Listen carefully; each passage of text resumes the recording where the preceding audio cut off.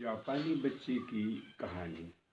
माएँ क्या करती हैं और कैसे करते हैं कि बच्चे इस जापानी 9 साला लड़के की तरह किरदार अदा करते हैं, जैसे इस बच्चे ने हालिया तूफान में अदा किया, जिस तूफान ने एक शहर को तहस नहस कर दिया और समुद्री लहरों ने कई घरों को उजाड़ दिया और बेशुमार लोगों को बेघर कर दिया। ये कहानी एक सिपाही ने लिखी है जो अपनी ड्यूटी जापान में अदा कर रहा था, और उसे एक ख़त में अपने घर वालों को भेजी थी। उसने जो जिक्र किया है वो अखबारात के हाथ आकर नशर हो गया है। कहानी ये लिखी है कि वो एक रिलीफ कैंप में तैनात था, जहाँ पर बेघर लोगों को राशन तकसीम हो रहा था। उसने देखा कि एक लंबी कतार में लोग खड़े हैं ताकि अपनी बारी से अपना राशन हासिल कर सके। राशन बहुत महदूद था और कतार बहुत लंबी। कतार के बिल्कुल पीछे एक 9 साल का जापानी लड़का खड़ा अपनी बारी का इंतज़ार कर रहा था। उसके तन पर कपड़े कम थे और सर्दी से ठिठुर रहा था। इस सिपाही ने अपना वर्दी का कोट उसको पहना दिया, मगर जब उसने अपना कोट उतारा तो उसका अपना राशन का डब्बा नीचे गिर गया। उसने सोचा कि वो लड़का भूखा है और जब तक उसकी बारी आएगी तो मुमकिन है कि राशन ख़त्म हो जाए।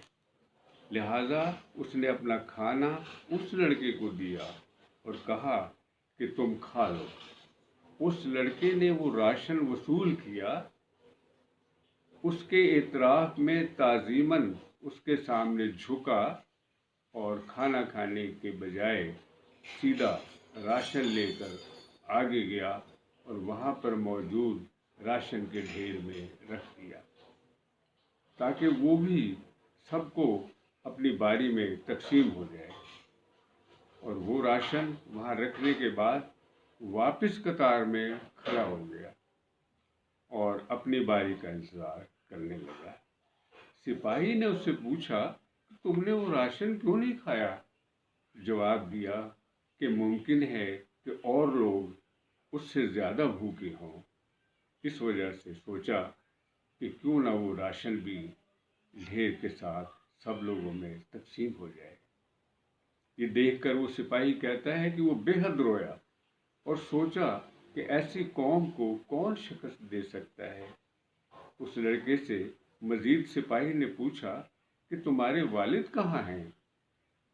उसने कहा कि जब उसका बाप सुबह उसे स्कूल में छोड़कर अपनी गाड़ी वापस ले जा रहा था तो समंदर की लहरें उस वक्त इसको गाड़ी समेत बहा कर ले गई।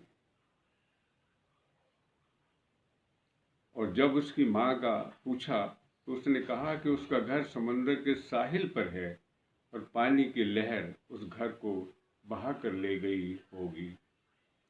अंग्रेज़ी ज़ुबान में इस ख़त का मतन एक ज़मीमे के तौर पर इस किताब के आखिर में पेश किया गया है। हमारा मुशाहिदा है कि जापान में लोग सारा दिन सिर्फ काम ही करते हैं। वो तो घर जाते ही नहीं जब तक काम मुकम्मल ना हो जाए, और जब काम करते हैं तो पूरी तवज्जो से। जब बच्चे छोटे होते हैं तो मर्द कुल्ली तौर पर अपने काम पर तवज्जो देते हैं और माएँ बच्चों की निगहदाश्त और तरबियत में हमतन मसरूफ़। बच्चों को क्या सिखाती हैं और कैसे सिखाती हैं, इसका मंदरजा बाला कहानी में मौजूद है। बेहद क़ुव्वत बर्दाश्त, जज्बा इसार, इज्तिमाई सोच, तवक्कुल और दीगर इंसानी कदरें बच्चों में कूट कूट कर भर दी जाती हैं और ये अमल नस्ल दर नस्ल जारी और सारी नज़र आता है। मुश्किल नहीं, मगर कौमी सतह पर इसके समरात देरपा और मुल्फ़त बख्श होते हैं।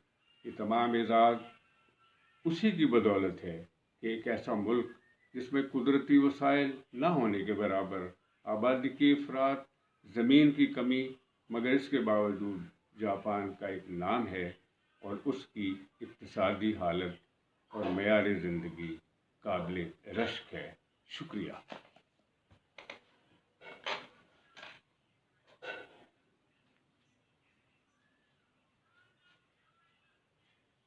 شاپے لے آؤٹ کا بند کر دو، شاپے۔